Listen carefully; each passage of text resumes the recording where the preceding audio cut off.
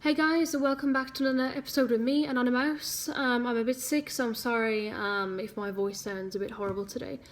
So today I want to talk a bit about the fact that Jehovah's Witnesses have been banned in Russia. Obviously this is kind of old news now, you know, Queen Victoria's dead. But it has caused ripples worldwide, actually, their banning. And I know that John Cedars has stated in one of his videos that he thinks it's super bad that they have been banned just for ethical reasons, and the fact that people should be allowed to sort of exercise religious freedom without governments cracking down and saying, no, we're going to make this illegal. And a lot of people have been incensed by this, weirdly. They've said things like, come on, John, whose side are you on? And, you know, I thought that you didn't like the witnesses, how can you stick up for them? But people, please, can you understand that this has, like I said, worldwide repercussions, that even countries like the UK and, of course, the United Nations as a whole have been alerted by this ban and have said things like, we are concerned. And it's not because they have love for the witnesses. Most countries don't, and, you know, they don't care either way, or they may outright dislike them, even hate them. But this is the principle. If a government like Russia can suddenly ban a religion just like that, it sets a very dangerous precedent for other religions and for that country's sort of stance on what is, you know, true freedom. Are you allowed to have religious freedom at all? Or is the government suddenly going to say, we don't like you anymore, so you're gone? So I totally understand why John, like many other people, even like myself up until recently when I sort of re-examined my thought on this, have said that they really don't agree with the fact that witnesses have been banned in Russia. I agreed up until recently, and I started to reassess, you know, my thoughts and feelings on that. And so just as another sort of point of view, I'd like to put out what I think, and let's see if you agree.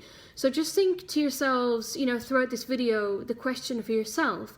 Do you think that a government banning a religion or an organization or even a cult for, you know, what they class as extremist behavior, do you think that that is right or wrong? Do you think that it is ethical or unethical? Do you think that it is harmless or dangerous? What do you think? So I'm just going to put across my views here, and let me reiterate, this is merely my opinion. I'm not an expert when it comes to the governments of the world. I'm not an expert on the United Nations or on religions as a whole. I'm just putting forward my opinion here. Now, as I said, my original opinion was that any religion should be allowed to proceed just as it is. But then I changed my mind, because the Russians have banned Jehovah's Witnesses not just because they don't like them, or just because the witnesses have always been persecuted in Russia, but because they are labelled an extremist group. And it wasn't until I realised what makes a group extreme that I, you know, sort of realised that maybe the Russians have got a point. And I don't particularly like Russia as a country. Sorry if that comes across as racist, but I don't particularly like the Russian government. There you go. So there you go. So it's not like I'm sticking up for Russians for some reason. I'm prejudiced that way. Actually, kind of the opposite. But in this case, when it comes to a religious or any other sort of organizational group being labelled as extreme, they really have to qualify by having points of view which are very controversial and very sort of immovable and very extreme, as in polar, like either this side or that side in certain issues and topics. And the Jehovah's Witnesses do qualify as extreme because they have very I hate to keep using the word extreme here because this is what I'm trying to convince you guys of, if you get my drift, but they have very very hard opinions, let's say, about things such as politics. Now, if you're an ex-witness or you're a current witness or you know them very well, you will know that Jehovah's Witnesses don't even like talking about politics. So it's not merely an issue of they're not allowed to support a particular group and therefore they can't vote. It's not just that. They have extreme views on politics. They believe that all politicians are evil, that all politics are going to invariably destroy itself or the world, or they're all going to have bad effect. Nothing's going to work and stuff like that. And you're not allowed to even talk about politics. You can't discuss that kind of thing at the dinner table or with friends or whatever. It's discouraged. In fact, it's almost forbidden. You know, I know that in my house, if I even mentioned, oh, this guy who's in the Tory party, oh, we don't talk about politics. Oh, but the Labour government said, no, we don't talk about politics. Oh, did you know there's going to be a new law about, no, we don't talk about politics in this house? Now, to me, that's extreme. That's not just healthy. Oh, we don't vote because we don't really, trust the government. A lot of people don't vote, even for non-religious reasons. But going to the extreme of saying we can't even talk about politics in this house, that's a bit weird. And then it comes to other things like, of course, disfellowshipping. You have a person who merely says, I don't want to be a witness anymore. Or they say, I read this thing about Jehovah's Witnesses from their own publications. Next thing you know, they're disfellowshipped for apostasy. Now, what does disfellowshipping mean? It means that you are not just, no longer witness, like you've been crossed off the register someplace, which is fine. Most people don't want to be on any sort of register anyway if they leave. It comes down to your entire family, your friends, your support network, your neighbour, people that you do business with. If they're Jehovah's Witnesses, they are not allowed to talk to you ever again. Not unless you become a Jehovah's Witness again, or it's an emergency situation. For example, if you have cancer and you're dying, and it's like, your last week on earth, then your family, if they choose to, with their Bible-trained conscience, they may speak to you again. So, that's the point. When it comes to disfellowshipping, it's not like a peaceful exodus from the religion. You can't just say, well, I don't want to be a witness anymore, and then, get disfellowshipped or you disassociate. They're not even allowed to speak to you. If you've been disfellowshipped or if you dissociated, you will know, as sadly I have had experience, that Jehovah's Witnesses who meet you and recognize you on the street or in public, their eyes look through you like you're a ghost.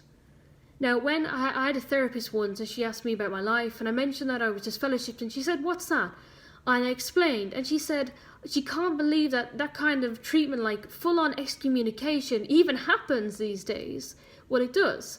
Now, to me, that's extremist behaviour, because if somebody says, I don't want to be a Muslim anymore, and their entire community not just say, well, that's okay, you can't come to temple or to the mosque or whatever anymore, or do festivals with us, you could say, well, that's fair enough, because they said they don't want to be that religion anymore, and you're not allowed to wear the garb, well, fine. But if they said, well, we never want to torture you again, to us you're dead, even Jehovah's Witnesses would say, well, that's a bit cruel, don't you think that's a bit much? So there you go. With various, topics and various behaviours that Jehovah's Witnesses sort of do, it can be described as extreme. And that's not to mention the very, very, very sensitive subject of the blood issue. That they have literally said we would rather die than accept blood. And it's kind of weird because in the past, blood fractions were also, you can't do that, otherwise Jehovah will hate you. And then they changed their minds. And it's weird because they say, well, we can have blood fractions. And you can say to them, well, where do they come from? Don't they come from whole blood? Yes, they do. Well, do you donate blood yourself then? So, other people can have blood fractions. No, we don't believe in donating blood. So that's a bit of a double standard there, right? You will use fractions from donated blood, but you don't agree with donating blood. So by your logic, no one should donate blood, but that means you'd have no blood fractions. Like, how does that work? And things like having a blood test. What happens to your blood when it's gone? What about having vaccinations? There are blood fractions and bits of blood and whatever in them, and that's okay. But in other words, Jehovah's Witnesses do have very extreme views and behaviours that they justify by their religion. So when it comes to Russia banning Jehovah's Witnesses on the grounds of they're an extremist group or religion, honestly, I can't see what is ethically or legally wrong with that. Because let's put it this way. We say, okay, you can have religious freedom, right? People can worship whoever they want. If you want to be a Jew or Muslim or Christian or whatever, you can do that. And of course, if you want to be atheist, you should have the freedom to do that. And that's fine. But with everything, there is no such thing as true freedom. Everything is regulated. So if there was a religious person that said, I'm a Baal worshipper, and because of my religion, even though it's 2018, I'm gonna sacrifice a newborn baby or an infant to my God. Well, that's my religious freedom, and my God demands I do that, so I'm going to do that. Well, the government would say, no, you can't do that because that's murder and that's illegal. So even though it's your religious freedom to do what you want for your religion, well, that doesn't really exist, because you can't just commit murder or dodge taxes or worship in the middle of Times Square when there are people walking around, or in the middle of a highway somewhere. You can't just do whatever the hell you want. Everything has to be regulated. So if a religion is breaking the laws of the land, and they're breaking moral laws or ethical laws, or laws that interfere with your human rights, as a lot of people say that disfellowshipping actually does that, it interferes with your human right of being treated as a human being and being acknowledged and talked to by your family, then to me, yeah, that actually does define Jehovah's Witnesses as an extremist religion. And that if Russia has a policy in place that says it can ban extreme groups like ISIS or Nazis or Jehovah's Witnesses or any other religion that encourages extreme behaviour, honestly, I can't see a problem with that. I'd like to hear people's views. Of course, try and convince me otherwise if that's what you want to do. But just for now, and don't forget, not very long ago, I was like, no, they shouldn't ban them. Until I thought, hang on, maybe they should. Because if there is a religion out there that does encourage harmful shunning, and it was like in that the Australian Royal Commission broadcast, if you've been watching those, which I hope you have, they're very interesting to watch indeed, especially with the testimony from governing body member Jeffrey Jackson. Anyways, in that trial, the issue that a lot of victims of paedophilia and rape of varying ages, not just children, but particularly of children, who have had their cases ignored, they've been called liars, have been made to sit in the same room as the person that raped them, and then have to sort of convince the elders that that person did do these horrific things, and have to go into very explicit detail of the abuse, and answer degrading questions such as, did you invite the guy to do this? What were you wearing? Did you enjoy it? Did you orgasm? Did it feel good? Did you fantasize about this? Nobody should ask you those kind of questions. Not even your fucking doctor asks those kind of questions. In a court of law, you do not have to sit in front of your rapist and try to convince everybody that, no, I didn't enjoy it. I swear. You know, like, you don't do that kind of thing. And yet the elders were making little children and grown-up women do this. This is not okay. And some of these people, the victims, thought, this is totally messed up and I can't come back. This is not a true religion. I'm out of here. And they would disassociate themselves. Now, the prosecutor, Angus Stewart, was saying to the legal representatives of the witnesses in Australia, he said, do you think it is reasonable for these people who have disassociated themselves for very reasonable reasons, is it reasonable for the organisation to instruct its members to shun them and treat them the same as a person who has been disfellowshipped for a terrible crime, or for being a murderer or something, or being a drug addict or something like that's got a negative connotation? Do you think it's okay that they are shunned, particularly at this time in their life when they need that support group and the support of their family, and not to have the added stress and pressure of this disfellowshipping atmosphere? And of course the representatives lied, and they said, oh, we don't shun disassociated ones. And the guy was like, but even in your elders book, which I have, by the way, it does say that you are to treat them exactly the same as a disfellowship person. Now, to me, again, that is extreme behaviour. If a woman says, I've been raped, and this organisation, because of policy and not personality, has ensured that my case has been twisted so I'm now the person who suffers even more, and my rapist is still on the platform giving talks about love and marriage and counselling ones about various things, should I still be a witness and I want to leave? And then everyone has to basically shun them and view them as somebody who's going to die at Armageddon? That to me is extreme and damaging. That's not just harmless religion of just going to church or the temple and reading scripture and believing in Jesus and saying things like we should love one another and not steal. That to me is fine. If you want to believe that it's wrong to steal and murder, then great. If you want to believe that one day Jesus will come back and transform the earth, great. If you want to believe that one day people will live in paradise and whatever after they die, wonderful. If you want to believe people go to heaven after they die if they've been good people, fine. To me, there is no harm in believing these things. At the very least, it's harmless. At the very most, it encourages people to be good. Great. But if there is a religion that says you have to chuck your newborn baby into the fire for God, no, that's extreme and damaging. Get rid of that. If there's a religion that says you must shun people and treat them as if they're dead, that's extreme and get rid of it. That's in my opinion. If there is a religion that says, we have no idea what we're doing when it comes to blood, but you should let yourself die, or if there's a pregnant woman and she's having babies, well, let them all die. We can't give them blood. To me, that's insane. And yet I do understand very fully of the alternatives to blood transfusions, but sadly in some instances, especially in countries like India and Africa and wherever, where people don't have access to these superior technologies, you can't just say to people, all those witnesses, well, you all have to die then. Sorry. We don't have, all these alternate medicines in India or in these African countries or in Chile or wherever. I mean, we have some of them in some hospitals in the UK and America and Germany and Sweden and whatever. But if you live in Africa, sorry, you're screwed. Or in India, sorry, you're going to have to die, sorry. But God will be happy though. You might come back, probably.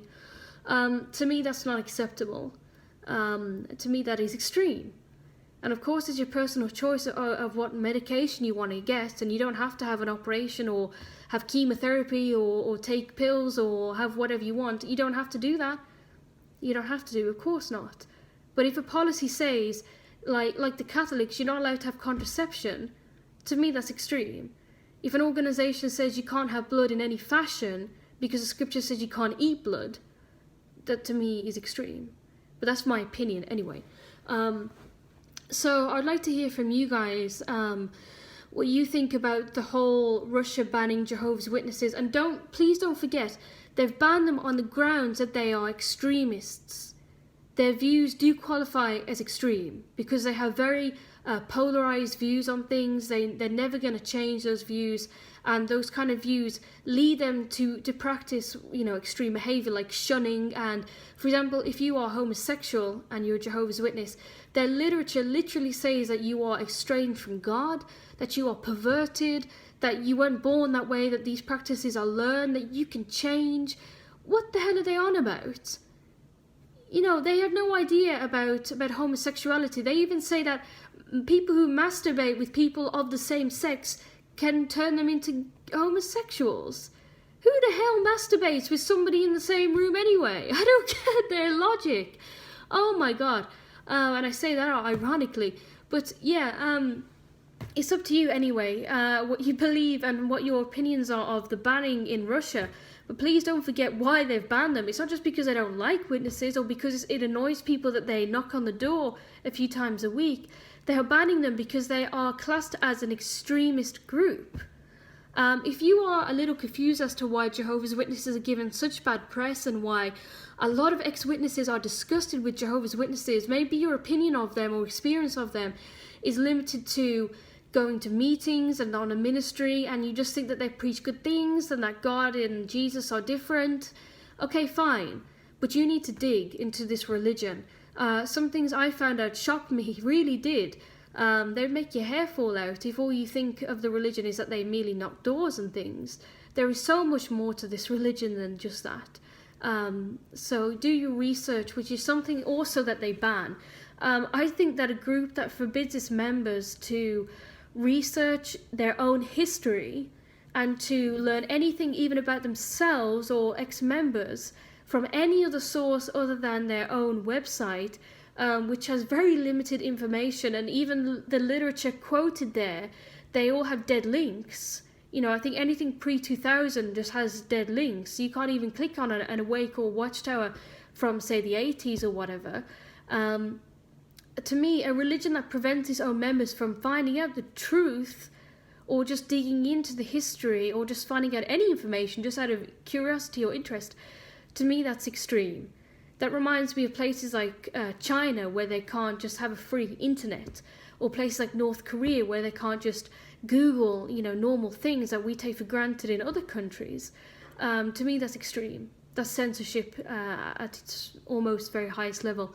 and Jehovah's Witnesses have been told that the only place you can trust information is JW.org, that if we use quotes from scientists, they have been sort of approved by the organisation, but if a scientist or biologist or evolutionist says these things and if we don't quote them, then they are false. Just by default, it's false, or it's fake news or whatever. So to me, yeah, Jehovah's Witnesses do qualify as extreme. But yeah, before I die of my cold, which is getting progressively worse in this video, please comment below. A massive, huge announcement, boom, breaking news. Anybody who writes any more sexist, aggressive, rapey quotes or rapey comments, who threatens me with rape or murder, or that you're going to turn me into a prostitute. I mean, someone said that today, some insane guy. Your comments will be blocked and reported, and you, Jesus, take your medication. People that I want to comment. If you are a Jehovah's Witness, comment. If you are an ex-Jehovah's Witness, comment. If you're a random person who was looking for cat videos and randomly found this video, comment. If you disagree with me, comment. If you agree with me, comment. If you have something horrible to say, go away. If you have something, controversial to say, fine. If you are abusive, get lost. It's that simple. If anybody threatens me with death or rape, if anybody says that I'm a whore or a slut, if anybody insults me, then goodbye. It's that simple. People who comment, I want you to be civil and human beings. It's that simple. I shouldn't even have to tell you this, but it's happening, sadly. Thankfully, it's only a few random crazy people who are putting up these comments, but every time it happens, I'm just like, what? What were you thinking? What were you smoking to write this? But actually, when like Jehovah's Witnesses quote, which I get a few of, every now and again, then as long as you're civil, and I love the comments that are sincere. I really, honestly, I do appreciate when people say things like, and they're calm and reasonable and say things like, try coming back to meetings, or try reading the Bible, or don't give up on Jehovah. Those kind of comments I truly appreciate. I don't even have to agree, but I appreciate them. And people who say, don't give up or still pray, fine. But people who say to me, you're a dumb slut for not going to meetings, I hope God kills you, and if you are raped in an alley, I'll be happy. What? Please go and inject yourself with whatever you were supposed to today. What? You don't say those kind of things to people. That's not okay. I want reasonable discussion on this channel and thread. But anyways, thank you to everybody, and thanks in advance to everybody who's going to comment. And yeah, it's really cool to hear people talking and to get private messages. Just a note for people who send me private messages, I'm new to YouTube and to posting videos and things. Honestly, I haven't even figured out how to change various settings yet. So I don't quite know how to access my private messages yet. I get notifications in email. When I click the link, it takes me back to the mobile app, which doesn't have the message thing on there. So if you're sending me messages, I'm real sorry. I'm trying to find them, but when I do, I will reply. So Lee Nova, this one particularly is for you, because you keep sending me messages and comments saying that you've messaged me. I will find them one day. So yeah, thanks to everybody who's commented, who's going to comment, and people who are subscribing. That's super cool as well. I appreciate that. And peace out. Bye.